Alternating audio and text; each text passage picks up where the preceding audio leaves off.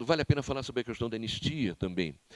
Diferentemente do que se diz, a anistia, quando foi aprovada a lei da anistia, em 79, não se falava em anistia para torturador, é um caso que estava à parte isso aí. A polêmica era outra. Os comitês de anistia, ABI, OAB, falavam na anistia ampla, geral e restrita, mas abarcando todos os atingidos pela repressão. O pessoal da luta armada e o pessoal que não fez luta armada. Então, quem tinha participado, que os militares chamavam de crime de sangue, que é uma ação armada que houve feridos ou mortos, esse cara estava fora da anistia. Eu só entrei na anistia, eu participei de crime de sangue. Participei de vamos tomar uma metralhadora num policial, ele reagiu, teve um tiroteio e ele foi ferido. Mas eu não tive condenação transitada em julgado, então acabei entrando na anistia, senão estaria fora. Esse era o debate. E por muito poucos votos, num Congresso já mutilado pelo pacote de abril, ganha a proposta da ditadura, deixa de fora o pessoal de crime de sangue, que acabou saindo da prisão não pela anistia, mas pela mudança da Lei de Segurança Nacional, que as penas diminuíram, os advogados pediram, então, um reenquadramento lá, um novo cálculo, e em alguns meses o pessoal saiu. Mas eu voltei para o Brasil, em seguida, a anistia foi votada no fim de agosto, no início de setembro eu estava aqui. Meus fins de semana iniciais foram no presídio, visitando meus companheiros que estavam presos, não tinham sido beneficiados pela anistia. Esse era o debate. Anistia ampla, geral e restrita, ou não. A história dos torturadores entra por um gatilho que não foi discutido na época, que era o seguinte: eram anistiados os crimes políticos e os chamados crimes conexos. O que é um crime conexo? Se eu vou sequestrar um embaixador e roubo um carro para usar nesse sequestro, o roubo do carro é um crime conexo. A anistia embarcaria isso também. A leitura dos militares da ditadura, e leitura essa, que o Supremo Tribunal Federal encampou há 3 anos, quando a OAB o provocou diretamente, é o seguinte: o torturador cometeu um crime conexo. O cara que estuprou uma presa cometeu um crime conexo, um crime político. É um escândalo, francamente, isso. É um escândalo. Sem falar no que já foi dito, acho que ontem aqui, de que há situações em que se caracteriza um crime continuado. Se houve um sequestro, não apareceu o corpo da pessoa, não está elucidado esse sequestro, nada pode garantir, do ponto de vista jurídico, que isso é um caso encerrado. A gente volta e meia vê os malucos aí malucos na Europa. O cara mantém uma moça no porão da sua casa durante 15 anos. Quer dizer, então não há elementos para botar uma pedra em cima disso.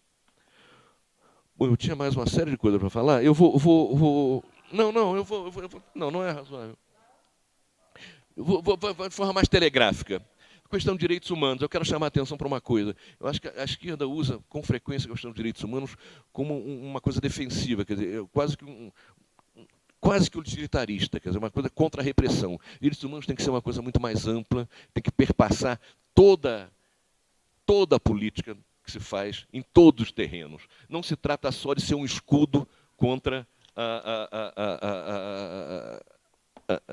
a repressão.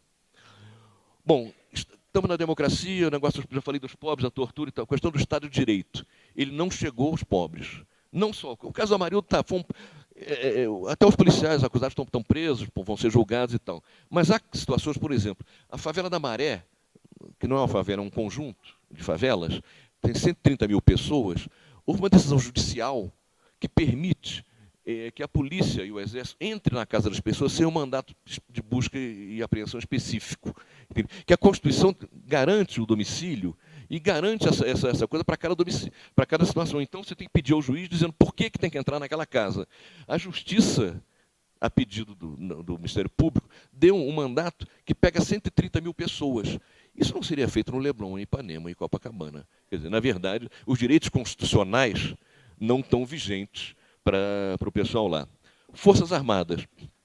Está criada uma situação, desde o fim da ditadura, em que os militares não se metem diretamente na política e ninguém se mete nas Forças Armadas. Isso é ruim. Forças Armadas são uma instituição nacional importante, que tem que estar integrada no processo democrático. Eu, como cidadão, quero saber como é que é o currículo de formação dos novos oficiais da Marinha, do Exército, da Aeronáutica. Há 3 anos, a turma que se formou em Agulhas Negras escolheu como paraninfo o general Médici, Quer dizer, esse pessoal está sendo educado na base de que o golpe foi uma revolução redentora e que salvou o Brasil, etc, etc, etc. Não dá, não é assim. Um país democrático tem que ter forças armadas. E aí é o seguinte, a presidenta, eu não gosto, eu não sou jornalista, mas a presidenta é a comandante-chefe das Forças Armadas, ela tem que intervir nesse negócio. Não dá para ser um país à parte, porque isso é uma ameaça para a democracia. Bom, acho que a abertura dos arquivos militares é absolutamente fundamental. No caso de São Paulo, eu vou bem telegraficamente agora, tá? No caso de São Paulo, houve o DOPS tinha um papel, a Polícia Política Estadual, um papel forte na repressão. No Rio, não. No Rio era só coisa de depoimento em cartório e tal. Eu pedi meu habeas data, e o que veio lá do DOPS, inclusive depois já da anistia, bom, a quantidade de bobagens que tinha, dava vontade de pedir direito de resposta. Eu não disse isso em tal reunião, porque o agente lá tentava reproduzir a reunião, só dizia bobagem. E tem fichas oficiais do DOPS, uma ficha minha, e tem uma foto, tá qualificado lá e tal, dizendo que é um elemento muito perigoso devido à minha alta periculosidade. Ponto. Quer dizer, é uma bobajada só. Os arquivos militares, não. E eu não acredito que tenham sido destruídos. Ninguém destrói. Arquivo é poder, ninguém destrói arquivo. Está guardado lá, etc. Tá, eu vou falar uma última coisa que me parece fundamental. Eu sou fã do Nelson Mandela muito antes dele virar moda, virar popstar. O Mandela, ele passou 27 anos preso. Desses 27 anos, 13 anos ele quebrou pedra em trabalhos forçados. Foi barbaramente torturado. Chegou um momento que o apartheid não se sustentava mais. E então o regime racista teve que negociar com o Mandela na prisão. Fez uma proposta para que ele renegasse a luta armada contra o apartheid e seria solto. Porque o Mandela tinha feito luta armada no período inicial, quando foi preso, ele era o chefe do setor militar lá do partido dele. E o Mandela disse, não, eu não vou... Na verdade, quem tem que fazer autocrítica da violência são vocês. Quer dizer, eu não defendo mais a luta armada, mas não vou sair da prisão dizendo que essa coisa. Vocês é quem fazer autocrítica. Ficou mais 2 ou 3 anos lá preso. Tiveram que soltá-lo incondicionalmente. Ele sai da prisão e é a grande referência. Bom, no momento em que é aprovada a questão de uma pessoa, um voto. Os negros passaram a ter voto igualmente, igual que os brancos. O Mandela vai ser presidente da República, é eleito e tal, ampla votação. Ele tinha tudo para ser uma pessoa rancorosa, ressentida, pelo que passou, pela situação da África do Sul, etc. Agora, a África do Sul era um barril de pólvora, estava à beira de uma guerra civil, cujo desfecho seria imprevisível. Os brancos eram uma minoria, mas tinham a força, tinham as forças armadas, tinham a polícia, tinham o poder econômico, etc. E tal. Ninguém ganharia abrindo uma guerra civil ali. E Mandela faz uma proposta que é muito interessante. Ele propõe anistia, inclusive para os assassinos e torturadores do regime racista, com uma condição. Eles teriam que vir publicamente para os tribunais e dizer tudo o que tinham feito.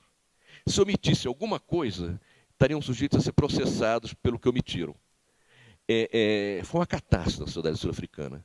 O que o Mandela queria? Ele compreendeu que o mais importante que botar esse pessoal na cadeia era criar anticorpos para que não se repetisse essa situação. E esse processo que ele desencadeou, junto com o Bispo Tutu, outra figura admirável, entende? Foi um processo que criou os anticorpos na sociedade sul-africana.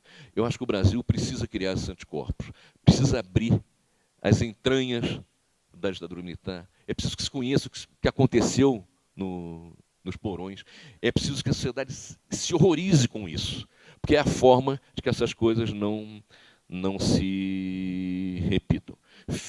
Terminando. Não, eu vou falar... Não.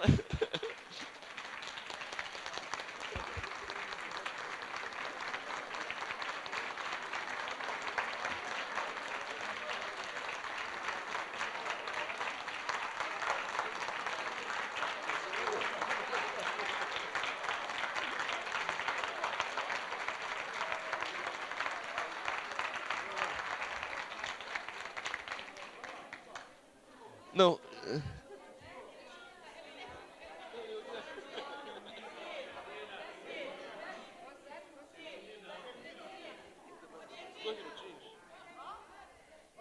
Não, rapidinho. Não, é coisa rápida. Não vai dar para... Eu tinha anotado outros pontos aqui. Queria falar um pouco da experiência desse livro. Foi uma coisa que, logo depois da anistia, começaram a sair livros de alguns ex-presos e exilados, e alguns amigos não escreve e tal. E eu, na verdade, não demorei muito a escrever. Só saiu ano passado, mais ou menos um ano e pouco. Na verdade, eu não queria fazer só um relato das experiências. Isso teria sido mais ou menos fácil. Mas eu queria trazer uma série de reflexões que eu não me sentia preparado ainda para fazer. E termina que, enfim, ele saiu agora e trata disso que eu falei, de uma porção de outras coisas. E é um livro que não é à toa que se chama Graças à Vida. Não é um livro de alguém que se apresenta como vítima. Não é um livro de um coitado, entende?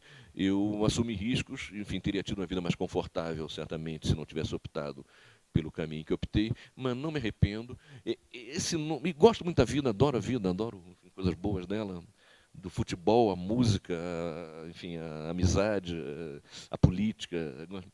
Mas esse nome do livro, que as pessoas me perguntam, eu digo, primeiro, não é um livro de um torturado. É um livro que fala também disso, mas a essência não é essa e tal. Mas eu tive 2 momentos no exílio. Um primeiro momento eu estava me preparando para voltar clandestinamente, mas, enfim, o pessoal foi destruído aqui dentro, não deu para voltar. A segunda metade do exílio foi já vivendo exilado como uma vida mais normal. E minha mãe foi ao Chile, uma época que eu estava lá, pouco antes do golpe militar. Morávamos eu, minha mulher e minha filha recém-nascida, em condições muito precárias. A gente dividia um apartamento de porteiro, que era alugado por um arquiteto que fazia uma maquete e tal. Ele fez uma divisória e nós tínhamos a metade do apartamento de porteiro lá.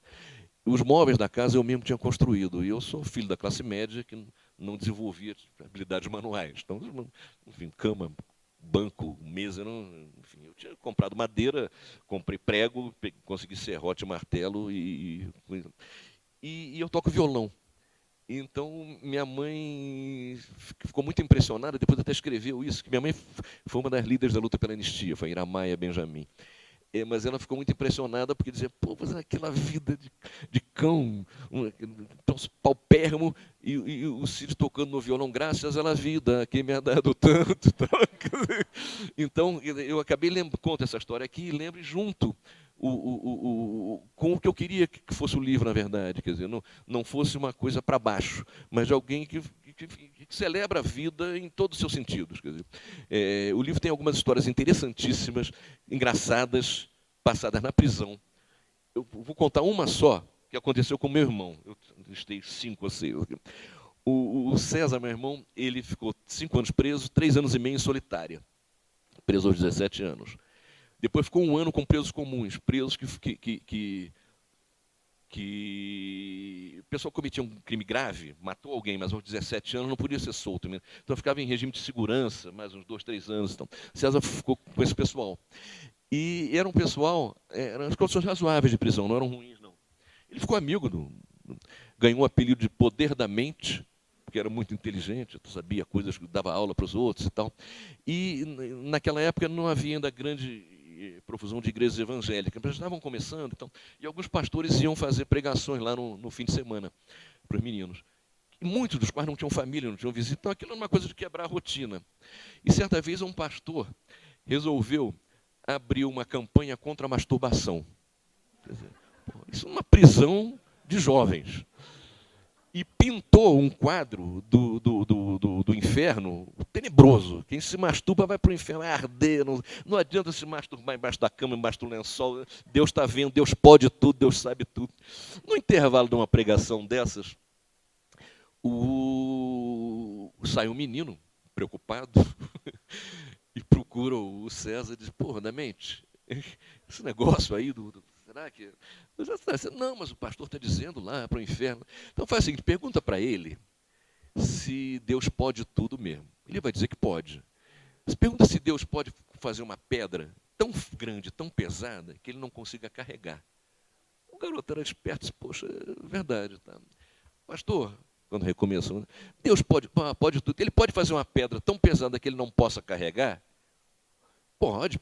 Mas então ele não pode carregar. Aí ficou aquela história assim. O pastor pediu um tempo, disse que eu vou consultar meu superior, domingo que vem eu volto com a resposta, etc. E tal. Quando acabou a pregação, ele agarrou o garoto. Quem te ensinou isso? Não, foi o da mente. E o pastor foi conversar com César. E, afinal, fizeram um acordo. O César disse, pastor, deixa a nossa punheta em paz, que eu deixo teu Deus em paz. Foi selado o acordo.